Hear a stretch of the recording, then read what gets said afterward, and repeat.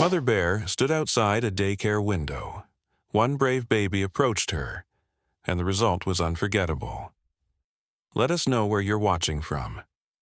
If you love my content, consider supporting it with a super thanks. Every bit of your support helps us create even more amazing stories for you. The sun peeked through the tall pines surrounding Little Wonder's daycare, casting dappled light across the colorful playground. Nestled at the edge of Pinecrest Forest, the wooden structure with its wide windows had always been a safe haven for the children of the small mountain town. Inside, 12 toddlers played under the watchful eyes of Olivia Bennett and her assistant, Harper Collins. Olivia loved mornings like this. The children's laughter echoed through the cozy space as they built block towers and chased each other in innocent games. 3-year-old Emma Russell sat quietly in the reading corner, her golden curls catching the sunlight as she flipped through a picture book about forest animals. Across the room, twins Liam and Lucas Winters argued over a toy truck, their identical faces scrunched in determination.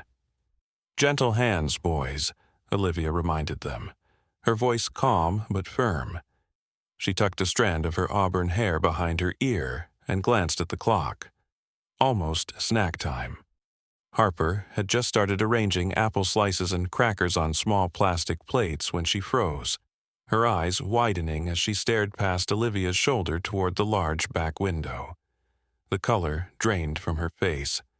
"Olivia," she whispered, her voice barely audible. "Don't make any sudden movements." Something in Harper's tone sent a chill down Olivia's spine. She turned slowly, following Harper's gaze to the window that overlooked the forest edge. There, not 10 feet from the glass, stood a massive brown bear. Its fur was thick and matted in places, its shoulders hunched as it stared directly into the daycare room. The bear wasn't growling or showing any signs of aggression. It was simply, "You're watching." Its dark eyes seemed to search the room, moving from child to child with an unsettling intelligence. "Call the ranger station," Olivia whispered to Harper, who nodded and backed slowly toward the office phone. "I'll get the children away from the windows." But before Olivia could move, the room fell silent. The children, one by one, had noticed their unusual visitor.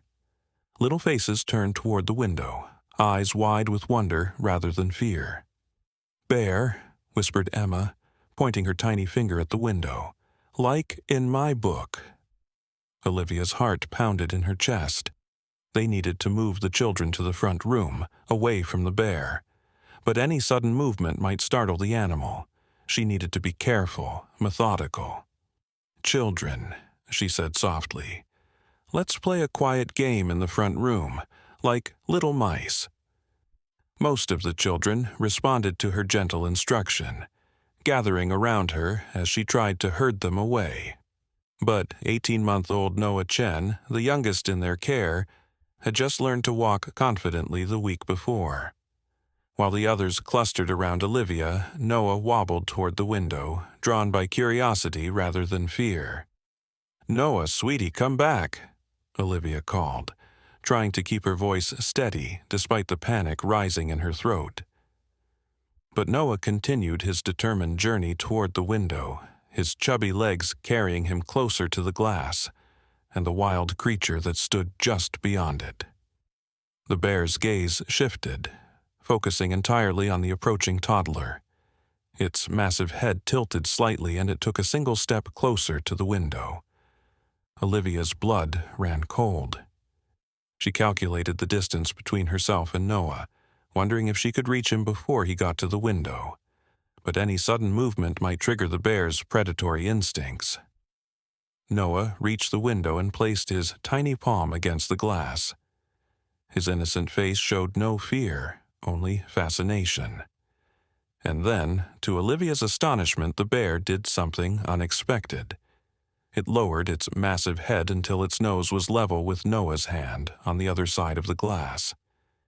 They stood there, separated by mere inches of transparent barrier, A wild, powerful creature and a tiny, fearless child, their eyes locked in a moment of impossible connection.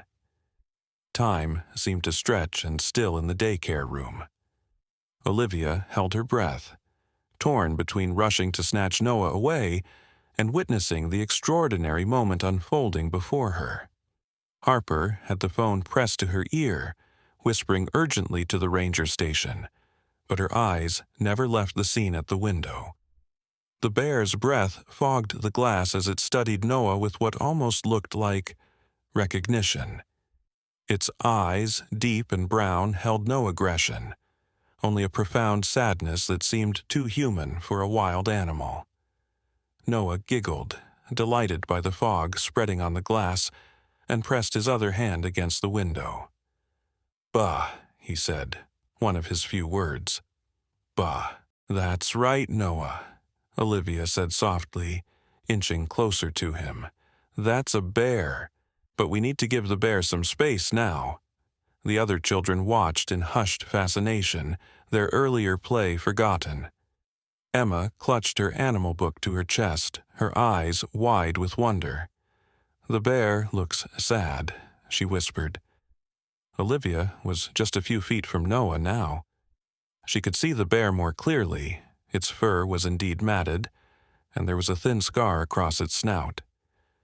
But what struck her most was the animal's eyes. Emma was right. They did look sad, almost desperate. "They're sending 2 rangers right now," Harper whispered to Olivia. "They said not to make any sudden movements. They'll be here in 15 minutes. 15 minutes felt like an eternity, with a wild bear standing just outside their window. Yet something about this encounter didn't feel threatening. The bear wasn't pawing at the glass or showing any signs of wanting to break in. It stood still, focused entirely on Noah.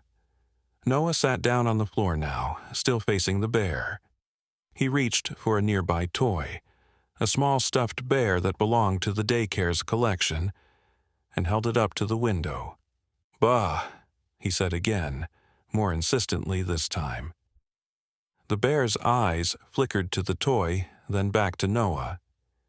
It made a soft, low sound, not a growl, but something gentler, almost like a whimper.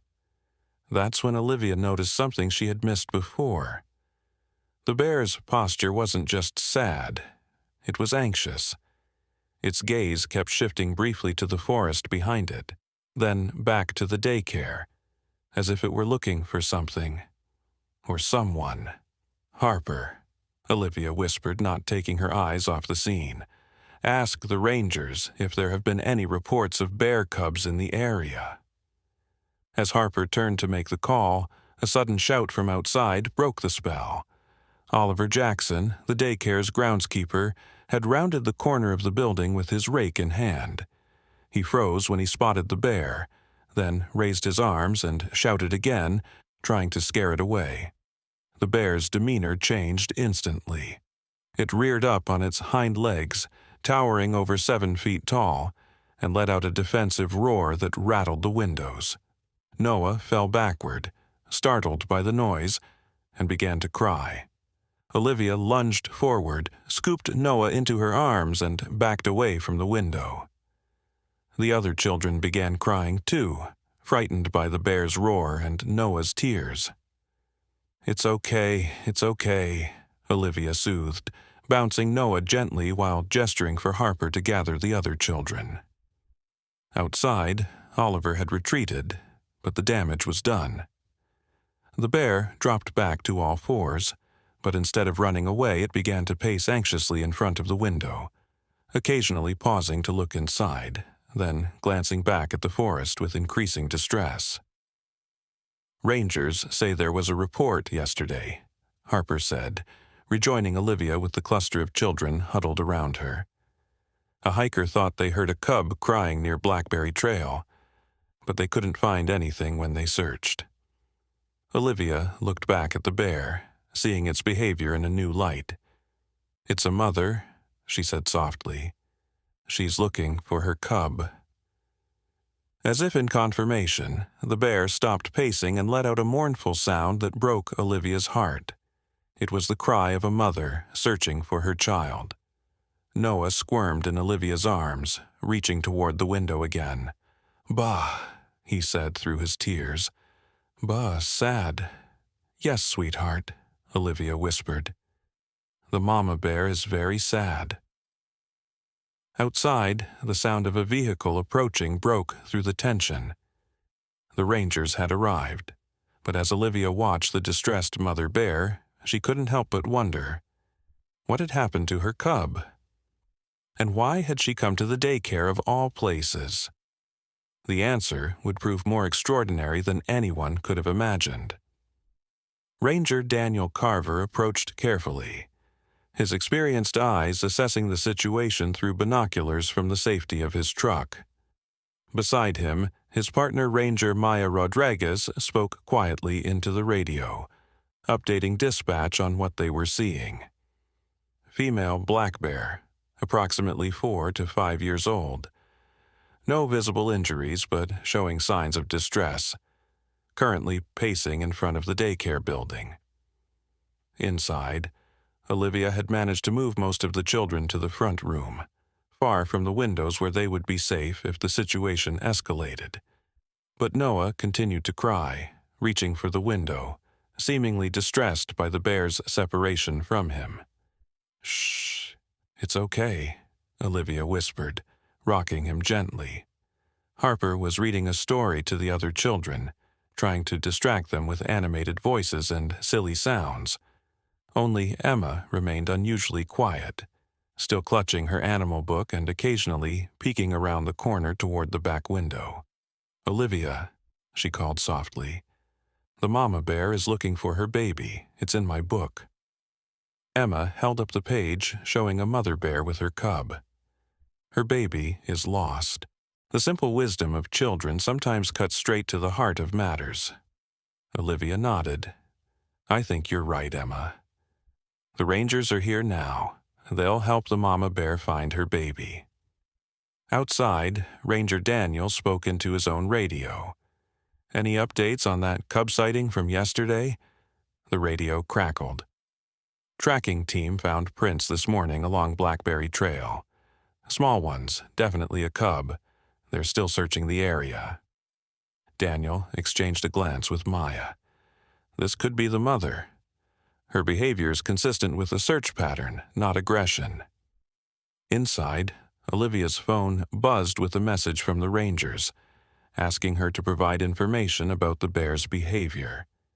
She quickly typed back what they had observed, including Noah's unusual interaction and her suspicion about the missing cub. Maya read the message and nodded to Daniel. "The daycare worker thinks she's looking for her cub. Says one of the toddlers actually connected with her somehow." Daniel rubbed his beard thoughtfully. Bears have incredible senses. If her cub was near here recently, she might be following its scent. As they formulated a plan, the bear suddenly stopped pacing. Her head lifted, nose twitching as she tested the air. Then, to everyone's surprise, she moved back to the window where she had first connected with Noah.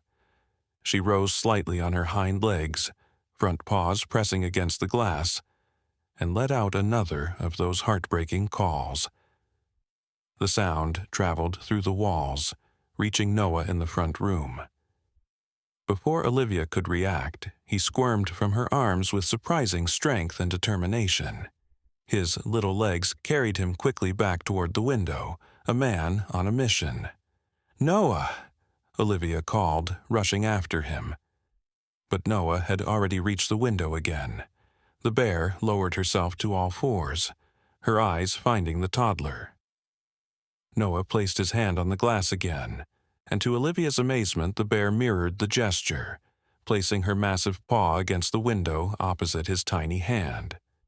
Olivia stopped a few feet away, witnessing something she could barely comprehend. There was communication happening here, something deep and primal that transcended species. Outside, the rangers watched in astonishment. "I've never seen anything like this," Maya whispered. 20 years working with wildlife, and I've never—" Daniel nodded, equally stunned. Then his radio crackled to life again. "Rangers, this is Tracking Team Alpha. We found something you need to see. About a quarter-mile from the daycare, there's an abandoned cabin. Signs of recent occupation, and—" There was a pause. "There's a cage inside. Small, just the right size for a bear cub. And there's fur." Daniel's expression hardened. "Poachers," he said grimly. "They must have taken the cub. That's why she's been searching. The scent trail probably led her here." Inside, Noah had settled on the floor again, this time with the stuffed bear toy and a few wooden blocks. To Olivia's amazement, he seemed to be showing them to the real bear, who watched with focused attention. Olivia slowly approached and sat down next to Noah, keeping a protective arm around him while allowing this extraordinary interaction to continue. "It's okay," she said softly, though whether she was reassuring Noah, herself, or the bear, she wasn't sure. The bear made a soft chuffing sound, then turned her head suddenly toward the forest, as if she'd heard something. Her ears twitched forward, alert and focused. At that same moment, Daniel's radio burst to life again. "Rangers, this is Team Bravo. We've got him. We've found the cub. He's alive." The energy in the air seemed to change instantly. Even without understanding human language, something in the bear's posture shifted. She turned back to the window, to Noah, and made a different sound. Lighter, almost hopeful. What happened next would become a story told in Pinecrest for generations to come. The tracking team's voice crackled through the radio again. "Cub appears malnourished, but otherwise unharmed. Found him hidden in a hollow log about a half-mile from that cabin. Poachers must have missed him during transport." Inside the daycare, Noah continued his silent communion with the mother bear, arranging his blocks in a circle while she watched with that same intelligent focus.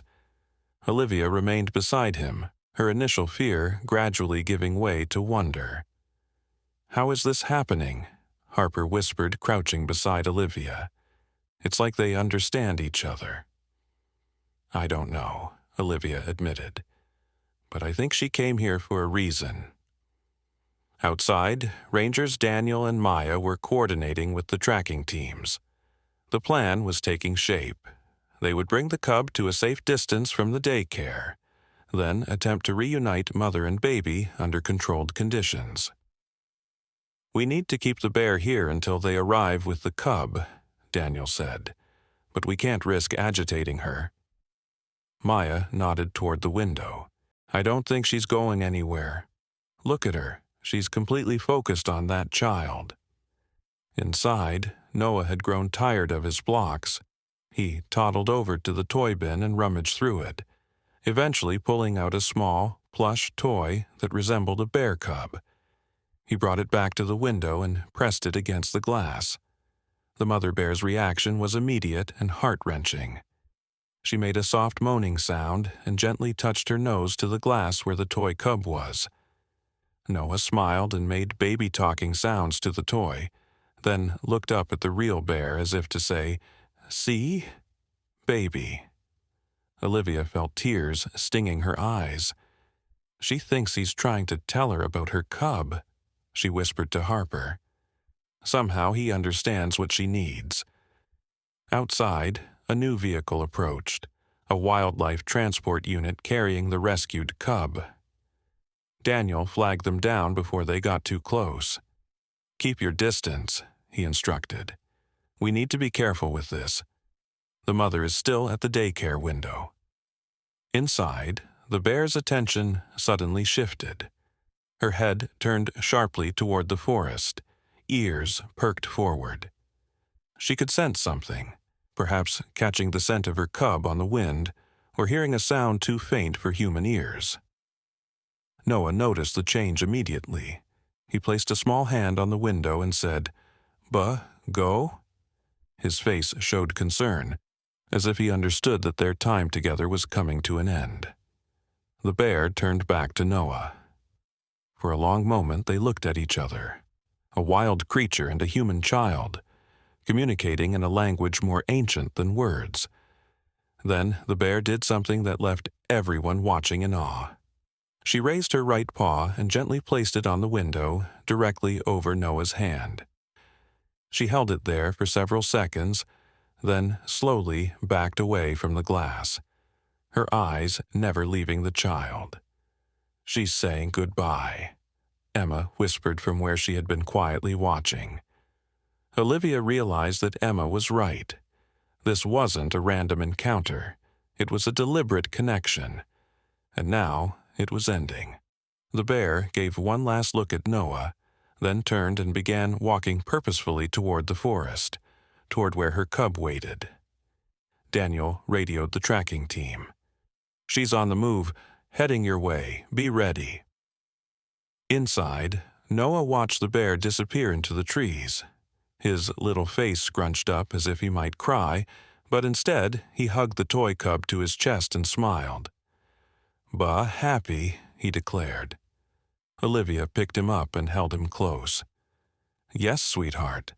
The mama bear is going to be very happy soon. She's going to find her baby."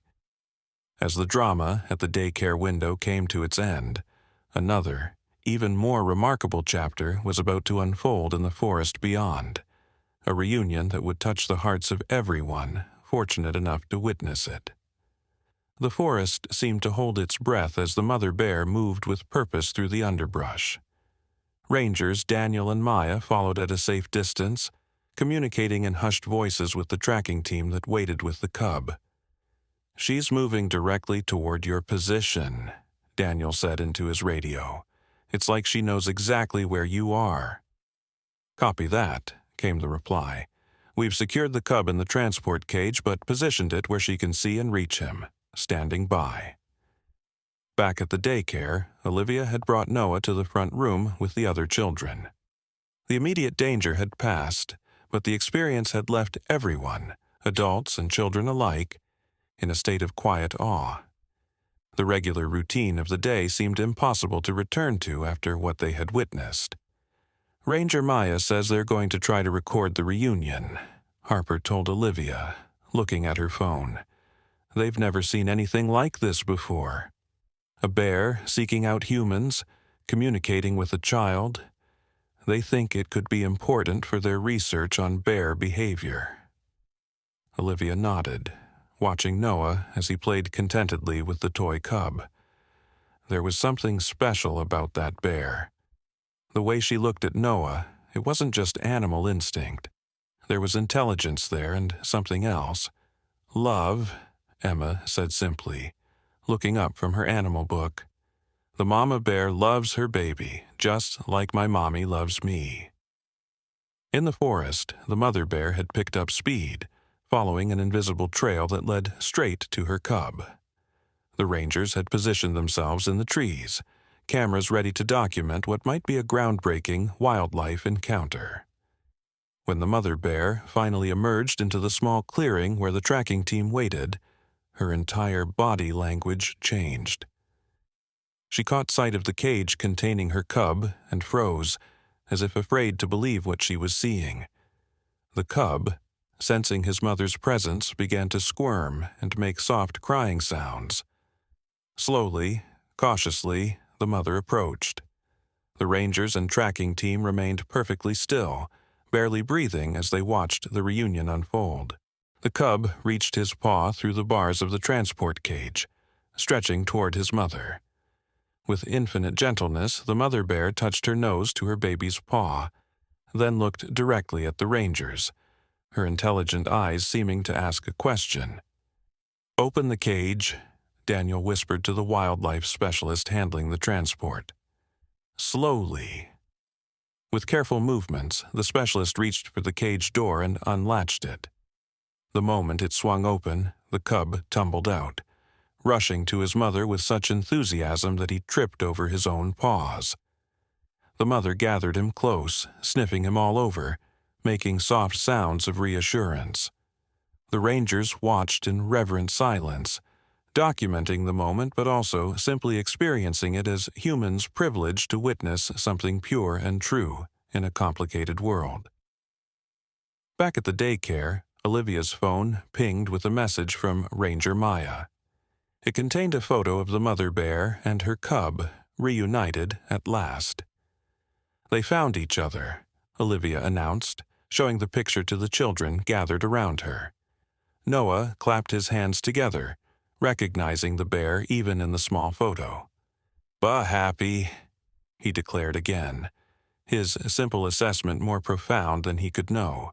"Yes, the bear is very happy now," Olivia agreed, feeling a lump form in her throat. She found her baby just like she wanted to. As the day continued, parents began arriving to pick up their children. Each one was met with an extraordinary story. Of a mother bear who came to a daycare window, of a child who somehow understood her grief, and of a connection that defied explanation. Noah's mother, Dr. Lin Chen, arrived last, having been updated through text messages throughout the ordeal. As a wildlife veterinarian, she was perhaps uniquely positioned to appreciate the significance of what had occurred. "It's remarkable," she said, after Olivia had recounted the full story. "Bears are intelligent, but this level of trust in humans is almost unheard of, especially from a mother separated from her cub." Noah climbed into his mother's arms, still clutching the toy bear cub. "Bah," he told her seriously, pointing to the toy. "Yes, that's your bear, Doctor," Chen said, kissing the top of his head. Then she looked at Olivia. "The rangers want to talk to us. They're calling it a cross-species empathetic encounter. Apparently, it's quite significant from a research perspective." As they prepared to leave, Olivia found herself drawn to the back window one last time. The forest beyond stood peaceful in the late afternoon light, keeping its secrets. Yet, somewhere within those trees, a mother and child had found each other again, guided by a connection that spanned the divide between wild and tame, between instinct and understanding. And at the center of it all had been Noah, a child too young to speak in full sentences, but somehow old enough to speak the universal language of compassion. As the daycare emptied and the eventful day drew to a close, no one could have predicted how this extraordinary encounter would continue to ripple outward, touching lives far beyond the little wooden building at the edge of Pinecrest Forest. The news of the remarkable encounter at Little Wonder's daycare spread through Pinecrest like wildfire. By evening, local reporters had gathered outside the wooden building, eager to piece together the story of the mother bear and the fearless toddler. Ranger Daniel fielded most of their questions, careful to emphasize the exceptionally unusual nature of the event. "What we witnessed today was extraordinary, but not something we should expect to see again," he explained to the cluster of microphones. "Wild animals, especially mothers protecting their young, are typically dangerous. This particular bear showed unusual behavior that wildlife experts will be studying, but the public should always maintain a safe distance from bears." Despite his cautionary words, the human heart loves a story of connection, and by nightfall the tale had taken on an almost mythical quality in the retelling. Social media buzzed with second-hand accounts, each slightly more dramatic than the last. At home that evening, Noah seemed unaffected by his brush with fame. He played with his blocks on the living room floor while Dr. Chen spoke with Ranger Maya, who had come to ask more questions about her son. "Has Noah always had a special connection with animals?" Maya asked, watching the toddler stack his blocks into a tower. Dr. Chen smiled. "He's always been unusually observant, even as a baby, and growing up with me always bringing work home, wildlife journals, videos of my patients. He's been exposed to animals from the beginning." She paused, watching her son with thoughtful eyes. "But today was different. The way you described his interaction with the bear, It's like they understood each other on some fundamental level. Maya nodded. The wildlife behaviorists at the university are fascinated. They're calling it a case of cross-species communication through body language and emotional intelligence. As the adults spoke, Noah abandoned his blocks and toddled over to his mother's bag, the one she took to the wildlife clinic. With determined little hands, he dug through it until he found what he was looking for, a small handheld device that emitted recorded animal sounds, used to call or calm various species. Before Dr. Chen could stop him, Noah pressed a button. The soft whimper of a bear cub filled the room. Noah looked up at the adults, his expression serious. Baby," he said. Sad. Dr. Chen and Ranger Maya exchanged startled glances. "He's heard that sound before," Dr. Chen explained quickly. "I sometimes use the recordings at home to familiarize myself with different animal vocalizations." But Maya was connecting dots in her mind. The poacher's cabin was less than a mile from the daycare. If they had the cub there even briefly, the cries might have been audible from the playground. Dr. Chen finished, the implications dawning on her. Noah could have heard the cub crying during outside time. And if the mother bear traced her cub's scent to the daycare area, Maya continued. She might have associated the building with her cub, Dr. Chen said, looking at her son with new understanding. And somehow, Noah recognized the connection when she appeared. He knew she was looking for her baby. The room fell silent, except for the occasional soft beep as Noah continued to play with the sound device. The idea that a toddler could have intuitively grasped what was troubling the bear, that he could have bridged the vast divide between human and wild animal through pure empathy, was both beautiful and humbling. The next morning, Olivia arrived at the daycare early, wanting to prepare a special circle time to help the children process the previous day's events. She found Ranger Daniel already there, examining the window where the bear had stood. "Good morning," she greeted him. "Any news about the mother and cub?" Daniel nodded, his expression relieved. "They're doing well. We've been tracking them with a drone at a safe distance. The cub is undernourished but otherwise healthy. The mother is caring for him, teaching him to forage." He paused. "We found more evidence at the poacher's cabin. They're part of a network that takes bear cubs for the illegal pet trade." Olivia felt a chill run through her. "That's terrible." "It is," Daniel agreed. "But thanks to what happened here, we've got new leads to follow. And more importantly, this little family is back together." He looked through the window at the forest beyond. "There's something I wanted to show you, actually. Our drone captured it this morning." He pulled out his tablet and played a short video. It showed the mother bear and her cub at the edge of a meadow at dawn. The cub was playfully batting at wildflowers while the mother watched attentively. Then, in a moment that caught Olivia's breath, the mother bear turned and looked directly at the drone, her intelligent eyes seeming to peer straight through the camera. "It's like she knows we're watching," Olivia whispered.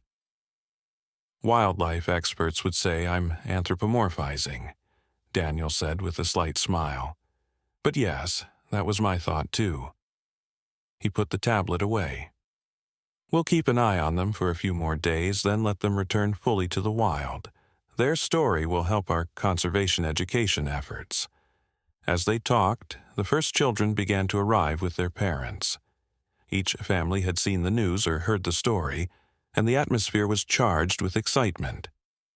The children especially were full of questions about Noah's bear, and eager to share their own versions of what had happened. When Noah arrived with his mother, the other children greeted him like a returning hero. Emma solemnly presented him with her bear book, a gift that Noah accepted with a toothy grin. The day proceeded with a special focus on bears, stories about mother animals caring for their babies, art projects creating forest scenes, and a group discussion about being kind to all creatures. The children seemed to intuitively grasp the deeper meaning of what they had witnessed, their young minds unencumbered by the skepticism that often comes with age. During outside time, Olivia noticed Noah standing at the fence, looking into the forest with an expression of concentration unusual for a child so young. She knelt beside him. "What are you looking at, Noah?" she asked gently. Noah pointed toward the trees. "Bah there," he said, "bah happy." Olivia followed his gaze but saw only the swaying pines and the shadows beneath them. Yet she found herself nodding, because somehow she believed him. Whether through some special sense or simply the innocent certainty of childhood, Noah seemed to know that the mother bear and her cub were out there, together and safe. "Yes," she agreed. "The bear is very happy now, and it's because of you, Noah. You helped her." Noah smiled up at her, then turned back to watch the forest, content in the knowledge that somewhere beyond their sight, a wild heart beat in harmony with his own. What none of them realized was that this story was far from over. The connection forged between Noah and the mother bear that day would manifest again in ways that would challenge everything they thought they knew about the barriers between humans and wild animals. Summer turned to fall, and the story of the bear at the daycare window gradually faded from the headlines. Life in Pinecrest returned to its normal rhythms, though for those who had witnessed the extraordinary encounter, something had fundamentally shifted in their understanding of the world. The forest surrounding Little Wonder's daycare blazed with autumn colors, and the children delighted in the crunching leaves during outside time. Noah, now approaching his second birthday, had added several words to his vocabulary. Bear remained one of his favorites, though he pronounced it more clearly now. Dr. Chen had enrolled in a special research program at the university, studying animal-human communication with a focus on intuitive understanding between species.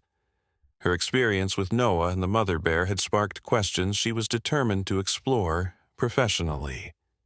On a crisp October morning, Olivia was supervising playground time when she noticed Noah standing motionless by the fence again, staring into the forest with that same focused expression she had seen months before. "Noah," she called, "would you like to play on the slide?" But Noah didn't respond. His attention remained fixed on something among the trees that only he could see or sense. Olivia felt a prickle of awareness travel up her spine as she approached him. "What do you see, buddy?" she asked, crouching beside him. Noah pointed. "Bear watching," he said simply. Olivia scanned the tree line carefully, but saw nothing unusual. Still, she had learned not to dismiss Noah's perceptions. She picked him up and carried him back toward the playground equipment, making a mental note to mention the incident to Dr. Chen. That afternoon, as parents arrived to collect their children, Ranger Daniel's truck pulled into the daycare parking lot. He entered looking bothered, his typically calm demeanor replaced with concern. "Olivia, could I speak with you for a moment?" he asked. They stepped into the office, where Daniel explained the reason for his visit. Our tracking devices showed the mother bear and her cub remained in their typical territory through the summer, about 5 miles from here. But 3 days ago, they began moving closer to the town. This morning, we picked up their signal less than a mile from the daycare. Olivia felt her heart quicken. Noah was staring into the forest during playtime today. He said, "Bear watching." Daniel's expression grew more troubled. Bears should be increasing their foraging this time of year, preparing for winter dormancy. Moving toward human habitation is unusual and concerning behavior. "You don't think she would come back here, do you?" Olivia asked, remembering the massive creature at their window. "I don't know," Daniel admitted. "But we've increased patrols in the area as a precaution." Just then, Dr. Chen arrived to pick up Noah. When informed of the situation, her scientific curiosity was immediately evident. "The bear and cub are approaching the daycare again?" she asked, her voice hushed so Noah wouldn't overhear as he gathered his belongings. "That defies typical behavior patterns. Bears generally avoid areas of human activity unless food conditioned." "That's what concerns us," Daniel confirmed. "We're hoping it's just a coincidence of territory and foraging patterns, but—" His radio interrupted with an urgent call. "Ranger Carver, we've got a situation. Bear sighting at Pinecrest Elementary. The school is initiating lockdown procedures." Daniel immediately switched to emergency mode. "I have to go. Pinecrest Elementary is just half a mile from here." After Daniel left, Dr. Chen made a quick decision.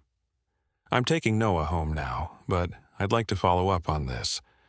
Would you mind if I called you later to discuss what Noah said today?" Olivia readily agreed, and as the remaining children were collected by their parents, she found herself glancing repeatedly at the forest beyond the playground. What had drawn the bear back toward human habitation? And how had Noah sensed her presence before anyone else knew she was near? That evening, as darkness fell over Pinecrest, Dr. Chen put Noah to bed and then sat at her kitchen table reviewing the notes she had taken during her conversation with Olivia. The house was quiet except for the occasional creak of the old wooden beams and the soft hum of the refrigerator. Through the kitchen window, she could see the edge of the forest, a dark mass against the night sky. Somewhere in those trees, a mother bear and her cub were moving with purpose, defying natural patterns of behavior. Dr. Chen's academic mind struggled to reconcile what she knew about wild animal behavior with what she had witnessed months ago.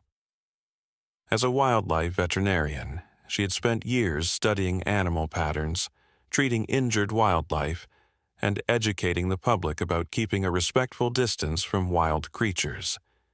Yet her own son, her tiny, barely verbal Noah, had somehow connected with one of the most dangerous predators in North America. She had just picked up her phone to call Ranger Daniel for an update when headlights swept across her front window, illuminating the living room with stark white light. The gravel in her driveway crunched under heavy tires as a vehicle pulled up. A Ranger truck stopped right outside, its engine cutting off abruptly. Moments later, rapid footsteps approached, and an urgent knock sounded at her door. Dr. Chen hurried to answer it, her heart beating a rapid rhythm against her ribs. Ranger Daniel stood on her porch, his normally calm face tense with urgency. Behind him, Ranger Maya waited in the truck, speaking rapidly into a radio. The atmosphere crackled with tension.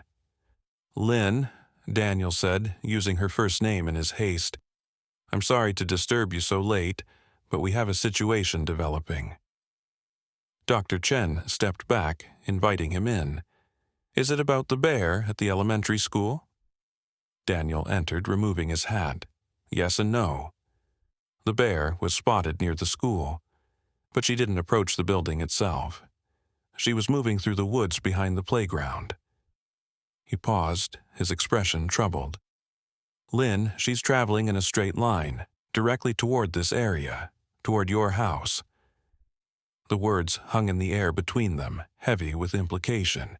"That's not possible, Doctor," Chen said automatically, her scientific mind rejecting what her instincts were already beginning to accept.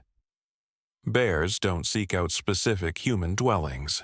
They follow food sources, water, shelter. Or they follow something else entirely, Daniel said quietly. Something we don't fully understand yet. He moved to the kitchen window and looked out at the dark tree line.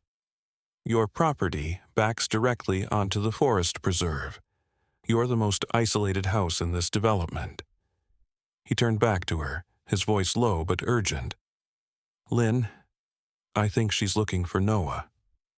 A chill ran through Dr. Chen, despite the warmth of the kitchen.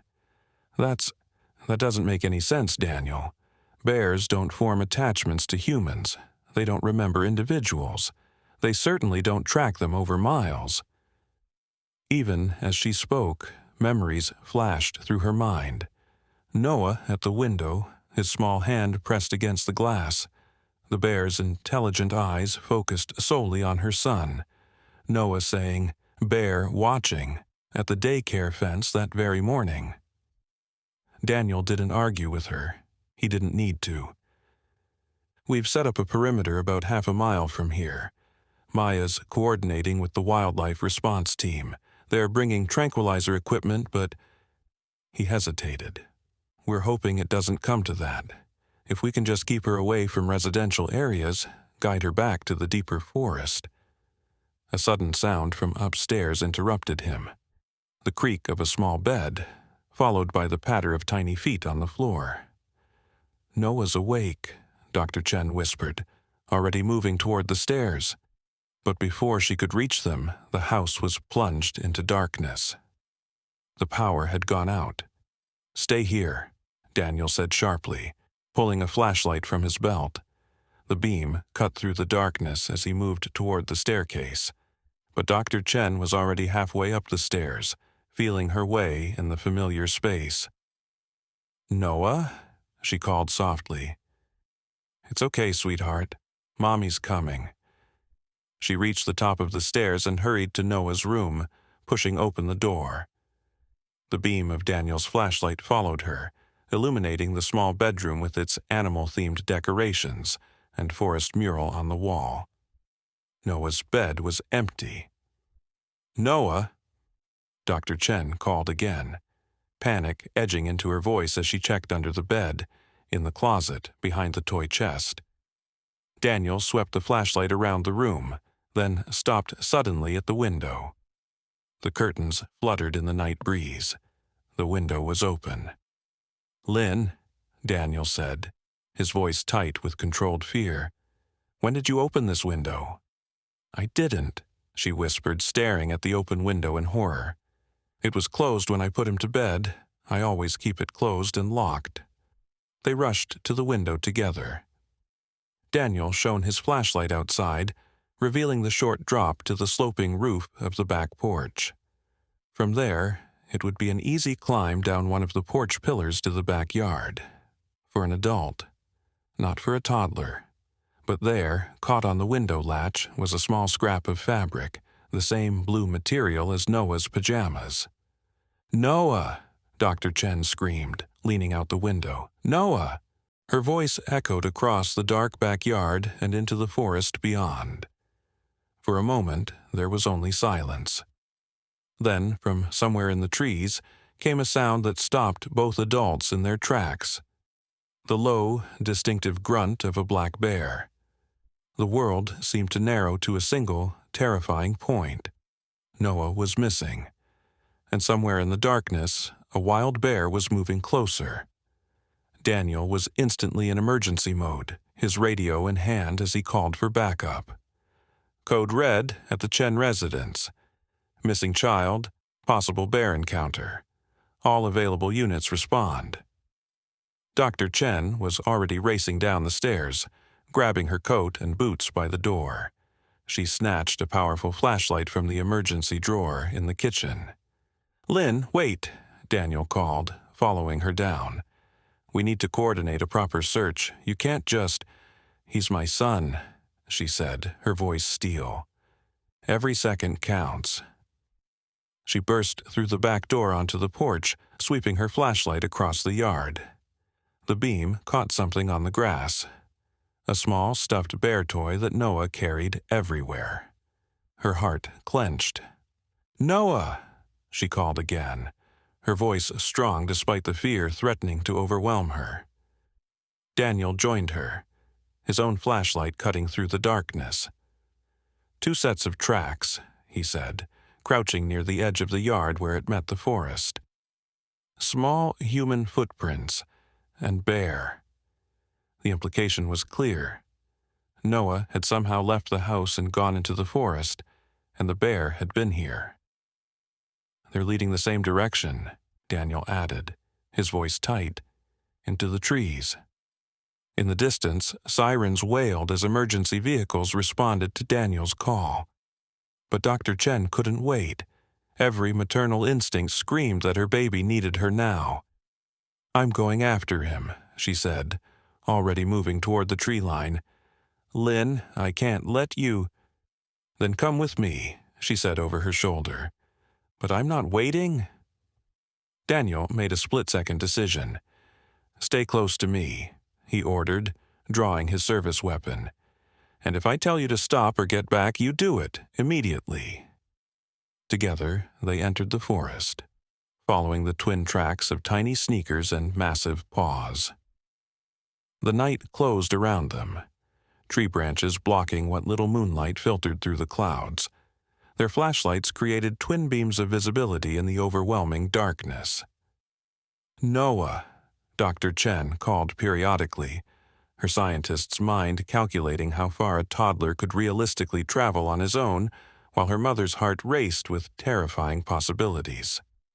They had gone perhaps a quarter-mile into the forest when Daniel suddenly held up his hand, signaling her to stop. He tilted his head, listening intently. "Do you hear that?" he whispered. At first, Dr. Chen heard nothing but the rustle of leaves and the distant wail of sirens. Then it came to her, a soft, rhythmic sound, almost like humming.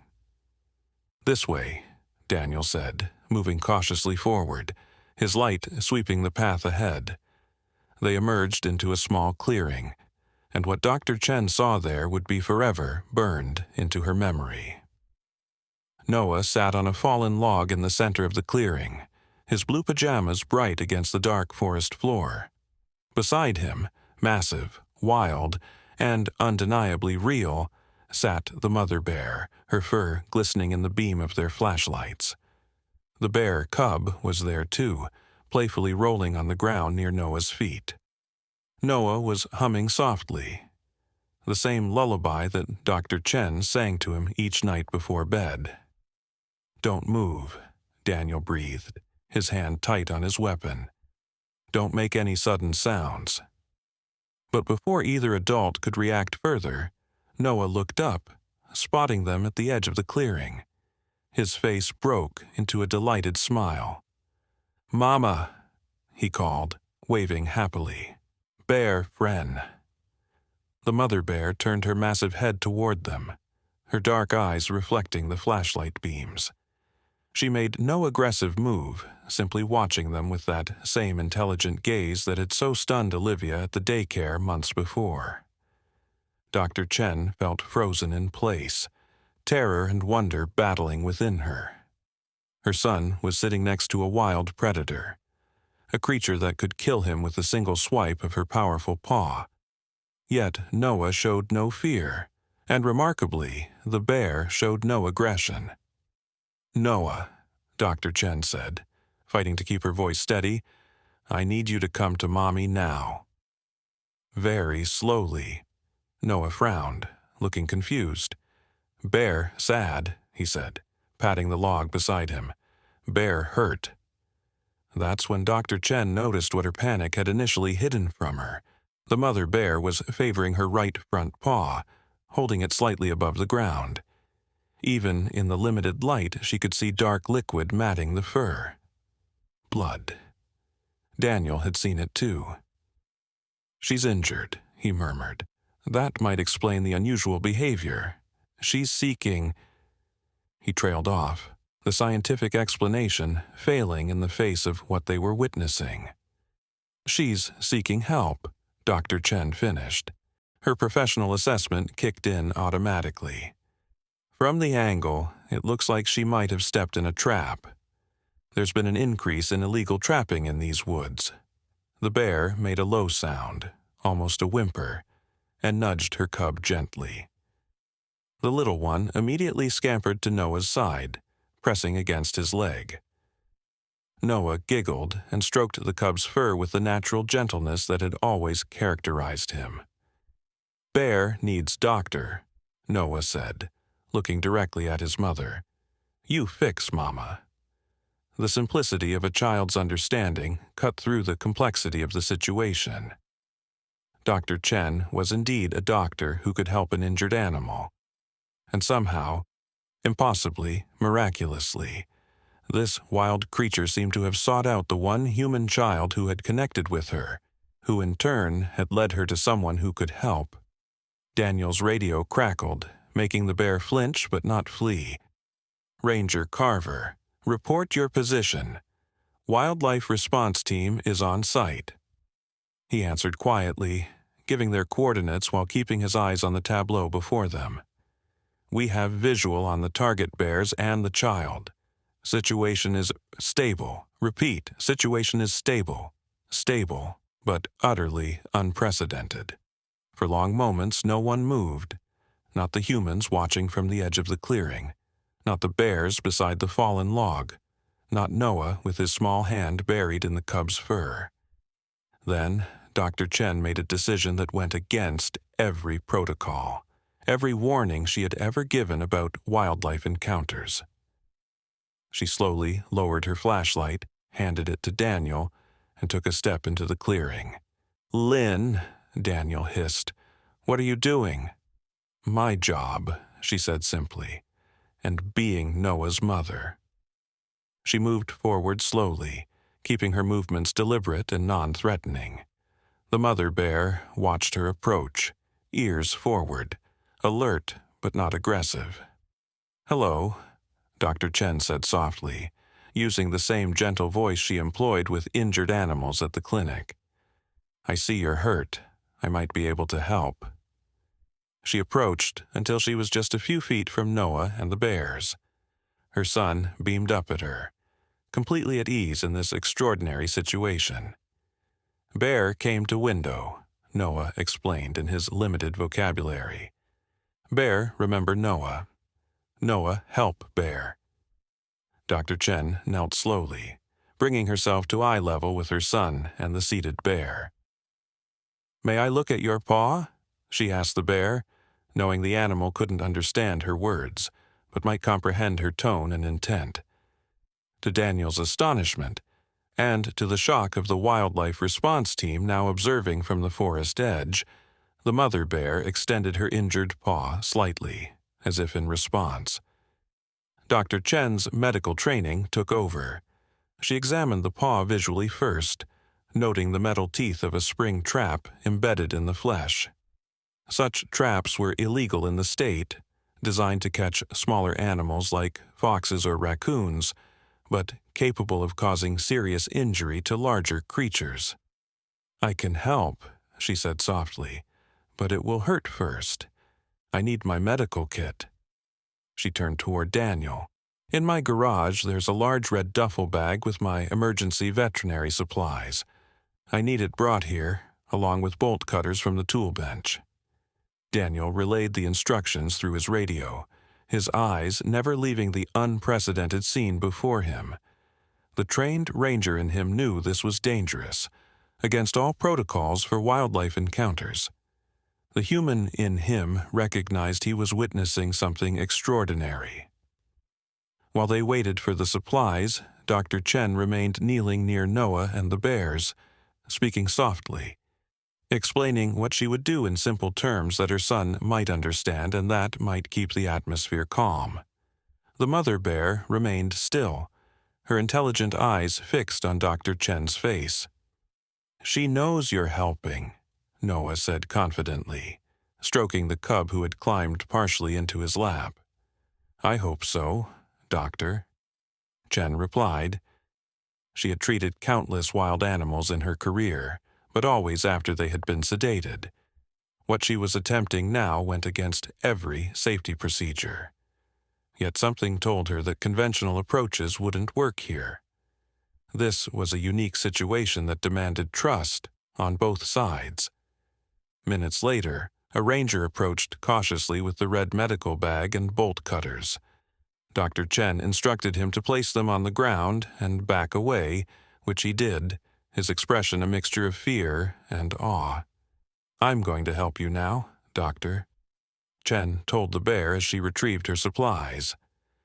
This will hurt, but then you'll feel better. She prepared a local anesthetic, though she knew it would provide only partial relief for what had to be done. The trap needed to be cut away and the wound cleaned.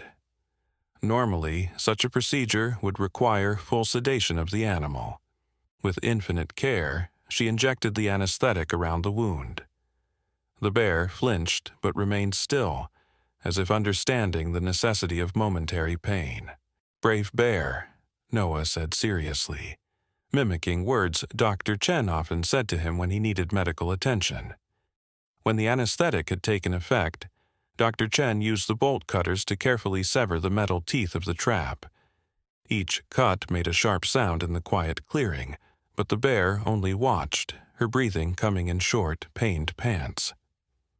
Finally, the cruel device fell away, revealing a deep but clean wound. Dr. Chen cleaned and dressed the injury with the practiced movements of an experienced wildlife veterinarian.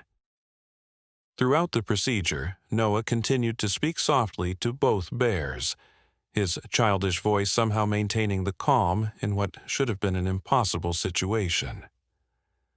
"All done, Doctor," Chen said at last, securing the bandage. "You'll need time to heal, but you should be able to walk now."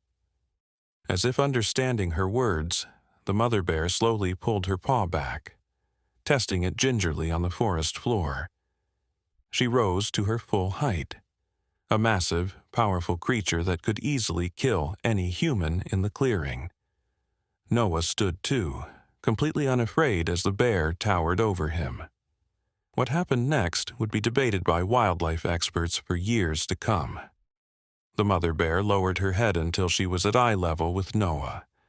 For a long moment they looked at each other, wild animal and human child. Then, the bear gently pressed her nose against Noah's forehead, a gesture almost like a blessing, before turning to Dr. Chen and doing the same. "Bear, say thank you," Noah translated with absolute certainty. The bear then made a soft chuffing sound to her cub. The little one reluctantly left Noah's side, returning to its mother.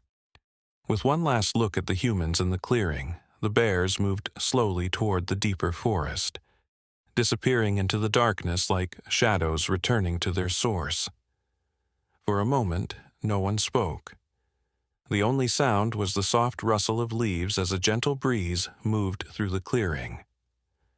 Then Noah turned to his mother, his face serious in the flashlight's glow. "Bears need help sometimes, too," he said, his simple wisdom cutting through the complexity of the extraordinary encounter. Dr. Chen gathered her son into her arms, holding him tight as relief and wonder washed through her. "Yes, they do," she agreed, her scientific mind already trying to process what she had witnessed, even as her heart simply absorbed the miracle of it. And sometimes they know exactly where to find it. The news of what happened in the forest that night spread through Pinecrest like a mythic tale from another age.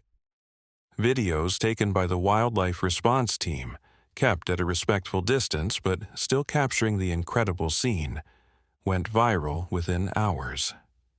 Wildlife experts, psychologists, and spiritual leaders all weighed in with their interpretations of the event. But for Noah, the explanation was simple.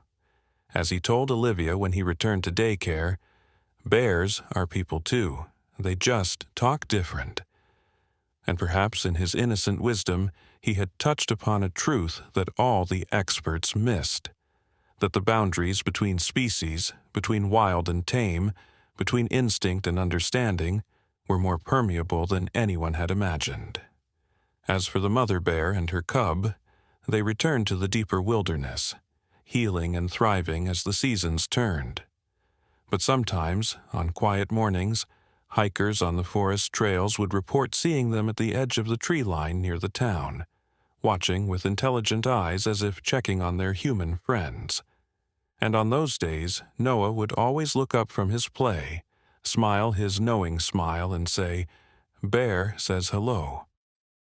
Winter descended on Pinecrest, blanketing the forest in pristine white, and turning the daycare playground into a wonderland of snow and ice. The children delighted in building snowmen and making snow angels during the brief periods when the temperature allowed outdoor play. Inside, the warm wooden room buzzed with holiday preparations. Paper snowflakes dangled from the ceiling, and pine boughs decorated the windows. The story of Noah and the bears had not faded from local memory, but it had settled into something between legend and cautionary tale. Park rangers used it in their wildlife education programs, emphasizing both the extraordinary nature of the encounter and the importance of maintaining respectful distance from wild animals. Dr. Chen had been invited to speak at several scientific conferences, presenting careful analysis of what she called the anomalous Ursine-human interaction event. But for Noah, now 2 years old and expanding his vocabulary daily, the bears were simply friends he had made and helped. He spoke of them often, especially when looking out at the snow-covered forest during daycare hours. Bears sleeping now, he would tell anyone who would listen. Under snow, dreaming bear dreams. Olivia found his certainty endearing. She had witnessed enough that summer to believe Noah possessed some special understanding of the wild creatures, even if she couldn't explain it through conventional wisdom. One December morning, as a gentle snow fell outside the daycare windows, Olivia noticed Noah standing very still by the back window, his small face pressed against the glass. His breath formed little clouds of fog on the cold surface as he stared intently into the forest. "What do you see, Noah?" she asked, crouching beside him. Noah didn't look away from the window. "Man," he said simply. "Bad man." Olivia felt a chill that had nothing to do with the winter air. She followed Noah's gaze but saw only the swirling snow and dark trees. "What man, sweetie?" "Where?" Noah pointed. "There, with big metal things." Olivia squinted, trying to see whatever had caught Noah's attention. For a moment there was nothing. Then she caught a flash of movement, a figure in camouflage clothing moving between the trees, carrying what looked like metal equipment. "Harper," she called quietly, "could you watch the children for a moment? I need to make a quick call."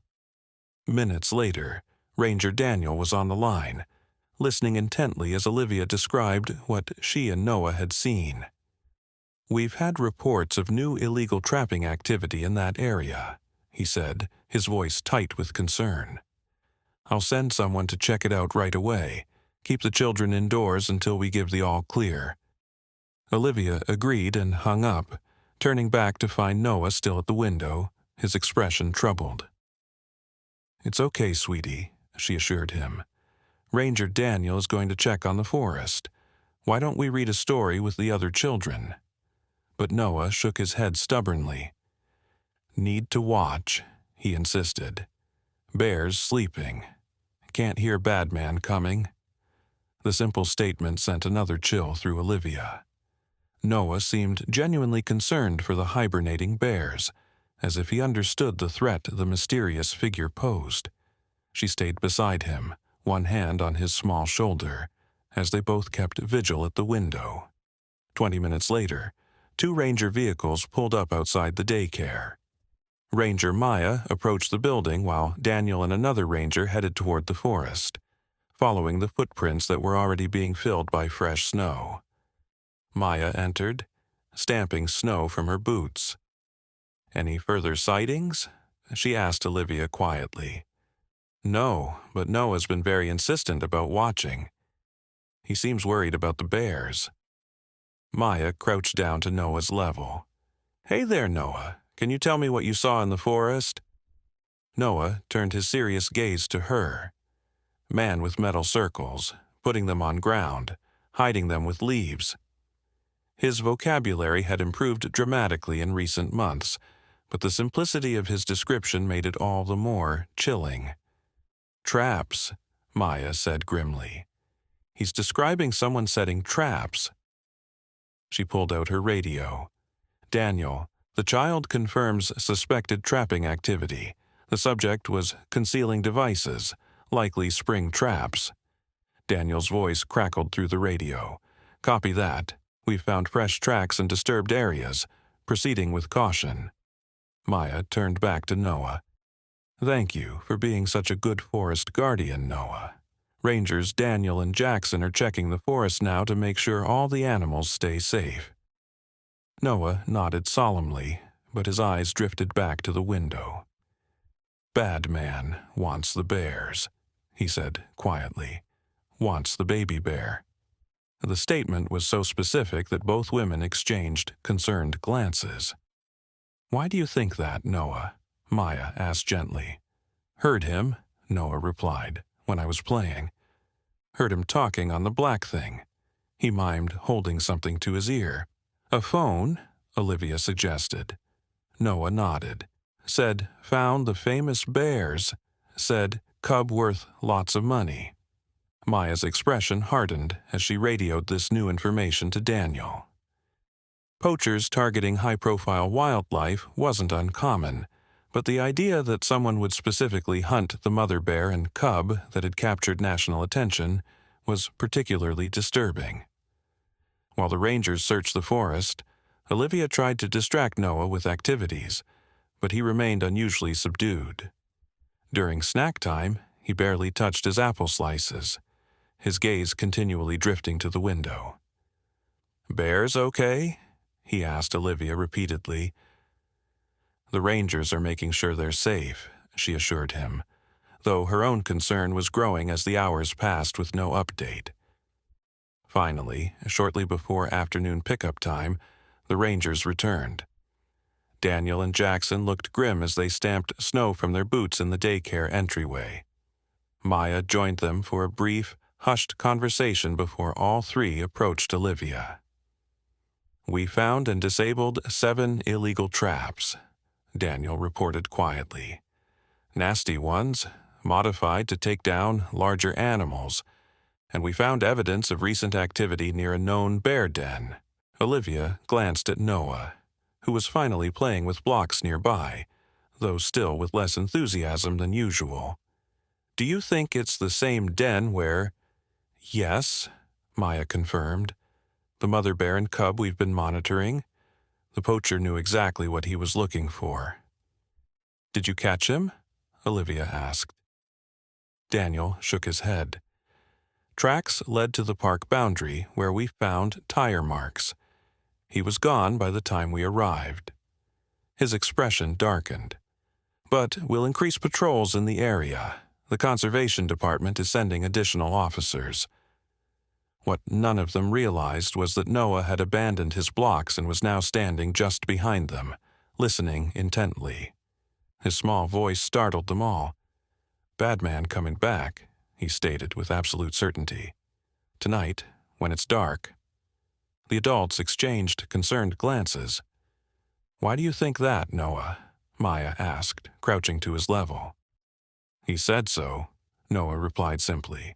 On his black thing, said, try again after dark. Daniel looked skeptical. Noah, are you sure that's what you heard? It's very important. Noah nodded firmly. He was angry, said bad words. He lowered his voice to a whisper. Said the F word. Despite the seriousness of the situation, Olivia had to suppress a smile at Noah's scandalized whisper. But the content of his report was deeply concerning.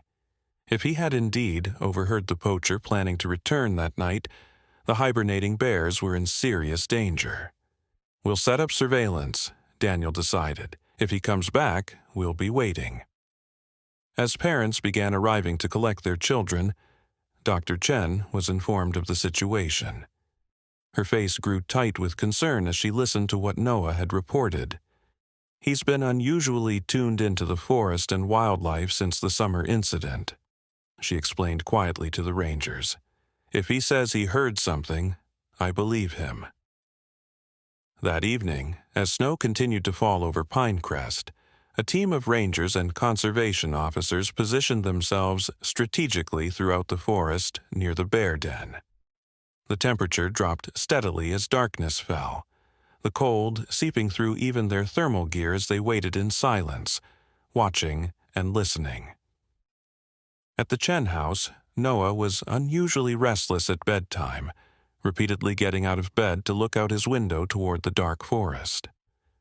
"The bears are safe, sweetheart," Dr. Chen assured him as she tucked him in for the third time.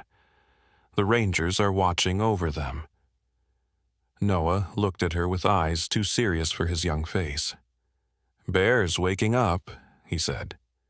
"Danger makes them wake up." Dr. Chen frowned. It was rare, but not unheard of for hibernating bears to rouse if disturbed. "Try to sleep, Noah. Everything will be okay." But even as she said the words, her phone buzzed with an incoming message. It was from Ranger Maya. Movement detected near the den site. Subject on foot, approaching from the west. Dr. Chen's heart raced. Noah had been right. The poacher had returned under cover of darkness, likely hoping to either kill the bears in their vulnerable, hibernating state or somehow extract the cub. She sent a quick reply. "Keep me updated," then returned to Noah's room, unsurprised to find him standing at the window again. "Bear's awake now," he said without turning. "Mother, bear angry." In the forest, the trap was sprung, but not the kind the poacher had planned. As the camouflaged figure approached the den site with a tranquilizer gun and heavy-duty cage, floodlights suddenly illuminated the area from all directions. "Wildlife Conservation Department, drop your weapon and put your hands where we can see them." Daniel's voice boomed through a megaphone. The poacher froze momentarily, then bolted, crashing through the underbrush as rangers converged on his position. The chase was brief. The deep snow hampered his escape, and within minutes he was apprehended, face down in the snow with restraints being secured around his wrists. But as the rangers were leading the captured poacher back toward their vehicles, a low, rumbling growl stopped everyone in their tracks. There, at the entrance to her den, stood the mother bear. She should have been deep in hibernation, conserving energy for the winter months. Instead, she was fully alert, her massive body positioned protectively in front of her den where the cub presumably remained. "Nobody move," Daniel ordered softly. "Back away slowly." The bear's dark eyes swept over the scene. The rangers, the restrained poacher, the equipment scattered in the snow. Her focus settled on the poacher and her growl deepened, reverberating through the quiet forest. The man visibly paled. "Get me out of here," he hissed. "That thing is going to kill me." "She's not going to charge," Daniel said, though he couldn't be certain. "We're moving away from her territory. She's just making sure we're not a threat." But as they began to retreat, the bear did something unexpected. She moved forward, following them, her eyes never leaving the poacher. "She's stalking us," Maya whispered, her hand moving instinctively toward her tranquilizer gun. "No," Daniel countered, watching the bear's body language. "She's escorting us, making sure he leaves." He nodded toward the poacher. Indeed, the bear kept a deliberate distance, not charging or showing aggressive behavior beyond her warning growls. She followed their procession to the forest edge, where their vehicles waited. Only when the poacher was secured in a ranger truck did she stop, standing like a sentinel at the tree line, watching as they departed. Once the poacher was safely contained and on his way to face criminal charges, Daniel returned to the forest edge. The mother bear was still there, a darker shadow against the snowy night. "Thank you," he said softly, feeling slightly foolish for speaking to a wild animal, yet unable to deny the intelligence he had witnessed in those eyes. "Your cub is safe now." As if in response, the bear turned and disappeared back into the forest, presumably returning to her den and her cub, to the warmth and safety of their winter sleep. Back at the Chen house, Noah finally climbed back into bed, his face relaxed for the first time that day. Dr. Chen had just received a text from Maya confirming the poacher's capture and the bear's safety. "The bears are okay now?" Noah asked sleepily as she tucked his blanket around him. "Yes, sweetheart, the bad man is gone and the bears are safe." Noah yawned, his eyes drifting closed. "Bears say thank you," he murmured as sleep overtook him. "They're going back to sleep now, to dream bear dreams." Dr. Chen smoothed his hair gently, wondering not for the first time what connection existed between her son and the forest creatures. Science couldn't explain it, but she had seen enough to know it was real. Outside, the snow continued to fall, covering the forest in a protective blanket of white. Somewhere beneath that blanket, a mother bear and her cub returned to their winter sleep, safe once more, thanks to the extraordinary bond between a wild creature and a human child. Little did anyone suspect that this bond would be tested even more dramatically when spring returned to Pinecrest, bringing with it new dangers and even more incredible events that would challenge everything they thought they knew about the relationship between humans and wild animals. Section 10. March arrived in Pinecrest with a rush of thawing ice and early wildflowers pushing through the retreating snow. The forest awakened slowly. Birdsong returned to the dawn chorus, and the first green buds appeared on tree branches. At Little Wonder's Daycare, Olivia had the children planting seeds in small cups on the windowsills, teaching them about growth and renewal. Noah, now 2.5, had become something of a local celebrity. The events of the previous year had captured national attention, with nature documentaries and wildlife experts analyzing the unprecedented interactions between the child and the bears. Dr. Chen had carefully limited media access to her son, protective of his privacy and concerned about the effects of too much attention on his development. But Noah himself seemed unchanged by it all, a bright, curious toddler who simply happened to have an unusual connection to the natural world. On a mild spring morning, as the children were enjoying outside time on the playground, Noah suddenly stopped in the middle of a game, his head tilted as if listening to something only he could hear. Emma, now 4 and still Noah's devoted friend, noticed first. "Noah, what's wrong?" He didn't answer, his gaze fixed on the forest beyond the playground fence. Slowly, deliberately, he walked to the fence and pressed his face against it, peering through the slats. Olivia had learned to pay attention to Noah's forest-watching episodes. She approached quietly, crouching beside him. "What do you hear, Noah?" "Bears awake," he said simply. "Coming out of Sleepy House." Olivia nodded.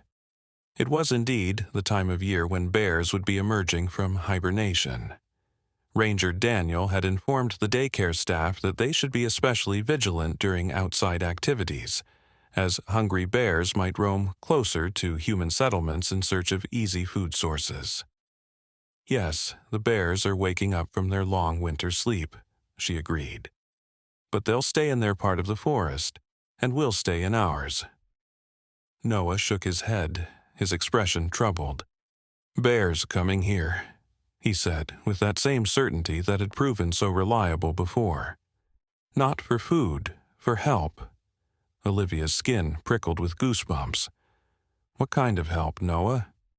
But Noah just shook his head, seemingly unable to articulate what he sensed.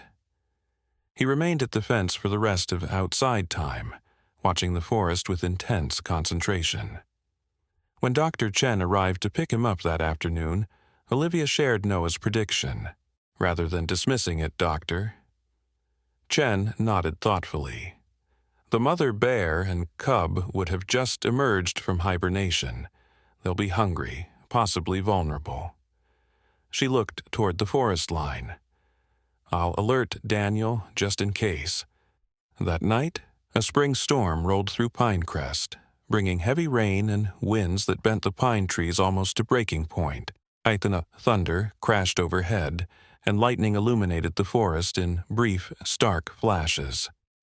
Noah was restless, coming to his mother's room 3 times before finally falling into troubled sleep as the storm began to subside in the early hours of morning. When dawn broke, the town awoke to significant storm damage, downed power lines, fallen trees, and localized flooding in the lower areas near the river. Dr. Chen received an early morning call from Ranger Daniel. "Lynn, we've got a situation developing," he said, his voice tight with urgency. "The storm caused a flash flood along Blackberry Creek. That's right through the area where the bear den was located," she finished, her heart sinking. "Yes, we've had reports of wildlife displaced by the flooding. And there's more. A dam of debris has formed upriver. If it breaks, a second larger flood will hit the lower forest and possibly reach town limits." Dr. Chen glanced at Noah, who was sitting unusually quiet at the breakfast table, pushing his cereal around without eating. "Bear's wet," he said suddenly, looking up at his mother with solemn eyes. "Bear's scared." Daniel, still on the phone, heard the comment. "Is that Noah? What did he say?" Dr. Chen repeated her son's words, watching as Noah abandoned his breakfast and went to the window, pressing his small hands against the glass as he stared toward the forest. "Lynn," Daniel said after a pause, "I know this is unorthodox, but given Noah's history with these bears, would you be willing to bring him to the ranger station? We're coordinating the emergency response from there, and if the bears are indeed displaced and moving toward populated areas, you think Noah might be able to help predict their movements," she supplied, understanding immediately. "Honestly, I don't know, but I've learned not to dismiss his connection with these animals, however it works." Within the hour, Dr. Chen had brought Noah to the ranger station, where a crisis team had assembled to deal with the storm aftermath and flooding risk. Maps were spread across tables, and radio communications crackled constantly as reports came in from teams in the field. Noah showed no interest in the bustling activity inside the station. Instead, he walked directly to the large window overlooking the forest and placed his hand on the glass. "Bear's coming," he said simply. As if his words had summoned them, a call came through on the radio. "Base, this is Team Echo. We have visual on the target bears, mother and yearling cub moving along Ridge Trail. They appear to be heading—" The ranger paused, disbelief evident in his voice. "They appear to be heading directly toward town limits." Daniel exchanged a look with Dr. Chen, then crouched beside Noah. "Noah, can you tell us why the bears are coming this way? Are they looking for food?" Noah shook his head emphatically. "Baby bear hurt, mama bear bringing him to people who help." He turned his serious gaze to Daniel. "Like before. The cub is injured," Daniel relayed to his team.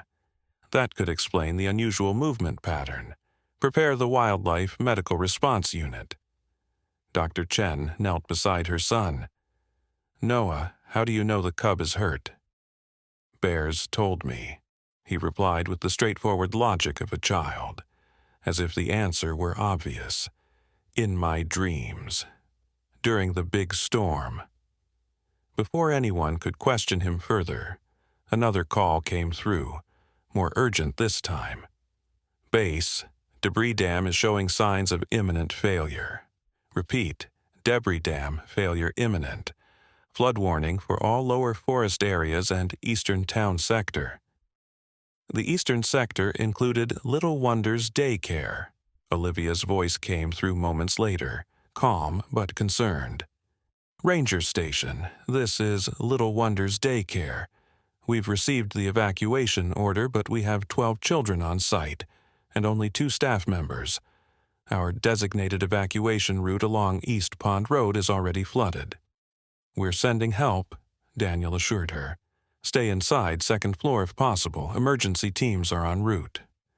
But Noah was already tugging at his mother's sleeve, his expression urgent. "Bear's going to daycare," he said. "Bear's in trouble, water coming." Daniel made a split-second decision. "Lynn, I need to coordinate the evacuation response. Maya will take you and Noah to the daycare. If the bears are indeed heading there, we need someone who understands their behavior. And someone they seem to trust." Minutes later, Dr. Chen and Noah were in a ranger vehicle with Maya, racing toward the daycare along the only road still passable. Through the rain-streaked windows they could see the swollen creek threatening to overflow its new banks, carrying debris and churning with dangerous currents. "There's the daycare." Maya pointed to the wooden building visible through the trees. "Looks like the water hasn't reached it yet, but it's close." As they pulled into the parking area, Dr. Chen gasped. At the edge of the forest, clearly visible despite the rain, stood the mother bear and her cub. The cub was limping badly, favoring its right hind leg, and the mother kept nudging it gently forward. "They're heading directly for the building," Maya said in disbelief, reaching for her tranquilizer gun. "Wait," Dr. Chen said, placing a hand on Maya's arm. "Look at them. They're not aggressive. The cub is injured, just as Noah said." Inside the daycare, the children had been moved to the second floor, away from the rising water that had begun to seep under the doors. Olivia was reading a story, trying to keep everyone calm, when Harper spotted the bears through the window. "Olivia," she whispered, pointing, "look." The story forgotten, all eyes turned to the window where the two bears were now clearly visible, making their way deliberately toward the building. "Noah's bears!" Emma exclaimed, recognizing them from the pictures and stories. Outside, Maya had exited the vehicle and was assessing the situation with professional caution. "They're not displaying predatory behavior," she reported into her radio. "The cub is definitely injured.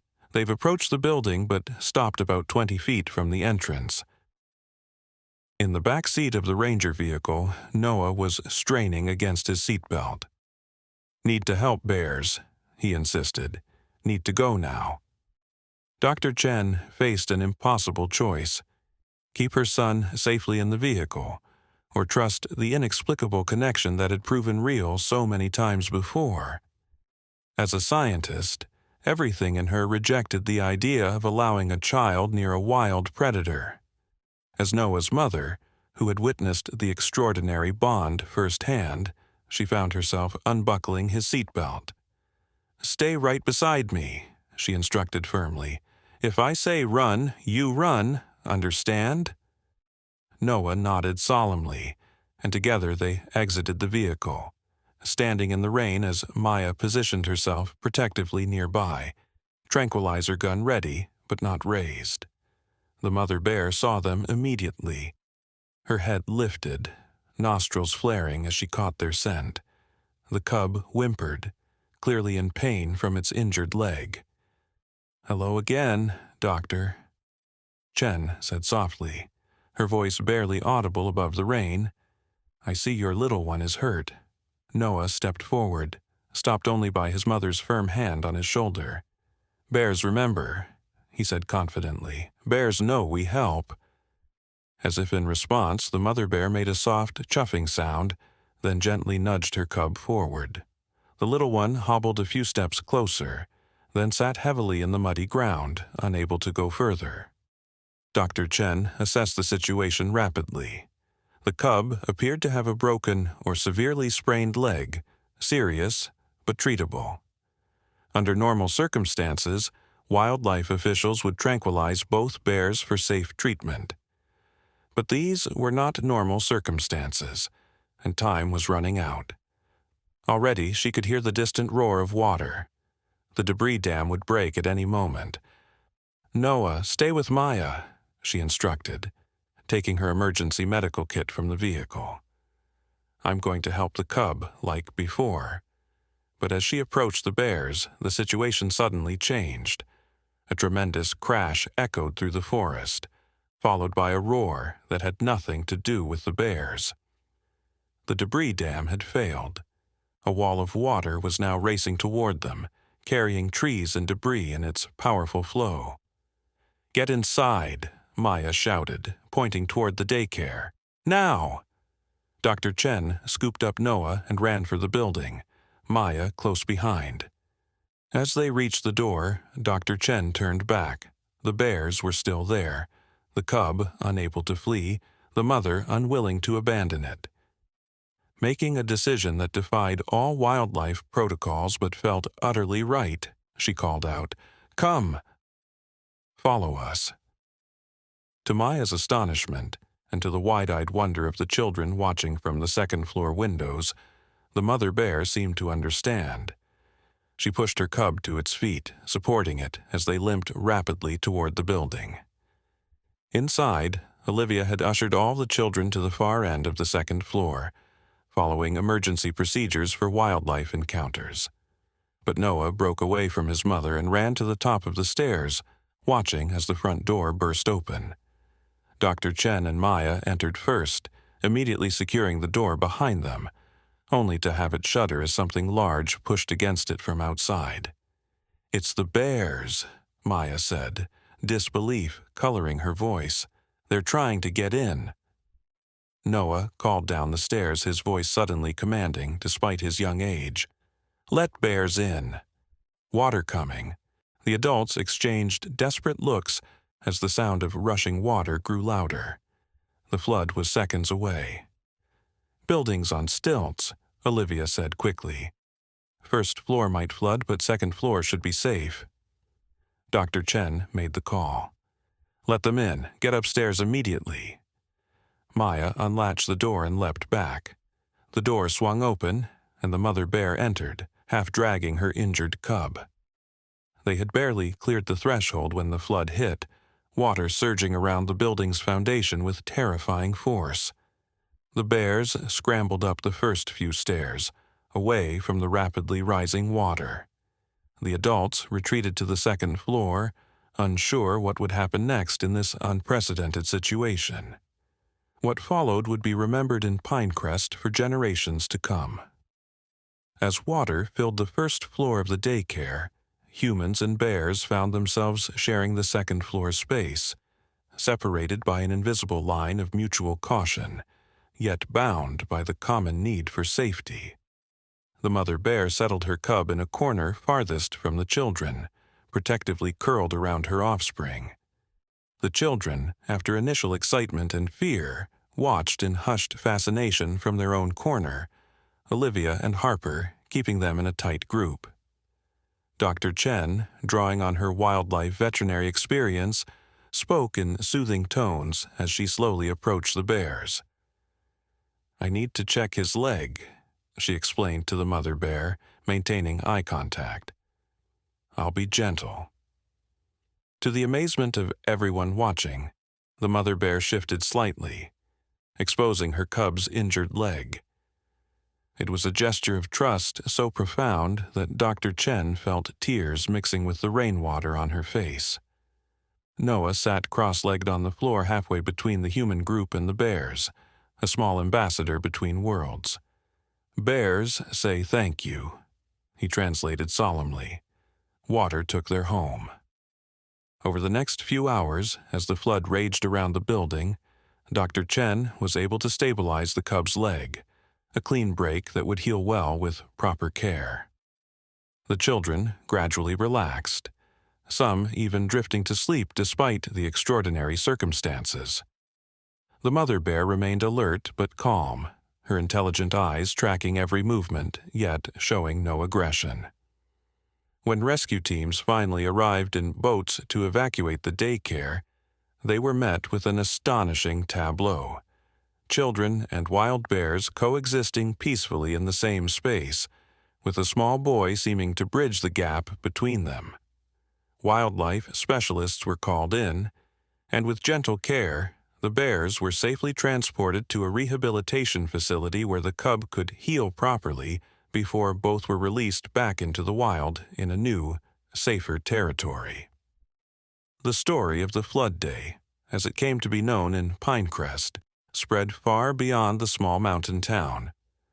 Wildlife experts, psychologists, and spiritual leaders all offered theories about the remarkable events, about how a mother bear had sought human help not once but twice, about how a child seemed able to understand the needs and intentions of wild creatures, about how in moments of crisis, the barriers between species could dissolve in the face of shared humanity, or perhaps shared existence.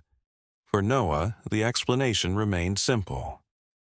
On his third birthday, celebrated with a bear-themed party attended by half the town, he presented his mother with a drawing. Crude stick figures representing people standing alongside bear shapes, all beneath a smiling sun. People and bears the same inside, he explained as she admired his artwork. All have hearts, all have families, all need help sometimes. Dr. Chen framed the drawing and hung it in her office at the wildlife clinic she established in Pinecrest the following year, a place where injured wild animals could be treated with respect for their wild nature, yet with acknowledgement of the connections that bound all living things together. The mother bear and her cub were eventually released into a protected wilderness area, fitted with tracking collars that allowed researchers to monitor their movements without interference. They thrived in their new home, the cub growing into a healthy adolescent bear. Sometimes, on quiet mornings when the forest was still draped in mist, hikers would report seeing the pair watching from a distance, their dark eyes intelligent and knowing. And in those moments, the people of Pinecrest were reminded of what a child had taught them, that the line between wild and tame, between animal instinct and human reason, was perhaps thinner than anyone had imagined. In the years that followed, Noah grew into a thoughtful young boy whose connection with wildlife never faded. He visited the Bear Rehabilitation Center often, watching in quiet wonder as new generations of orphaned cubs learned to survive. The town established the Noah Chen Wildlife Corridor, a protected path that allowed animals to migrate safely around the growing human settlement. And on still nights, when the stars shone bright above Pinecrest Forest, Noah would sometimes stand at his window and whisper toward the distant mountains where he knew the bears now made their home. "Sweet dreams, bears," he would say. "Thank you for teaching people how to listen."